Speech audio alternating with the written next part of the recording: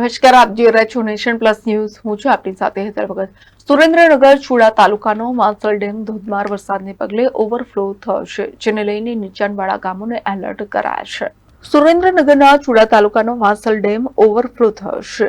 ધોધમાર વરસાદને પગલે ડેમ ઓવરફ્લો થતા તંત્ર દ્વારા નીચાણવાળા ગામોને એલર્ટ કરાયા છે. ચુડા તેમજ ઉપરવાસમાં પડેલ ભારે વરસાદને પગલે માલસલ ડેમ ઓવરફ્લો થયો છે. તંત્ર દ્વારા ચુડા, ગોખરવાડા, ભગુપુર સહિતના નીચાણવાળા ગામોને એલર્ટ આપવામાં આવ્યું છે. Rajesh Paurashi, Nation Plus News, Surendranagar.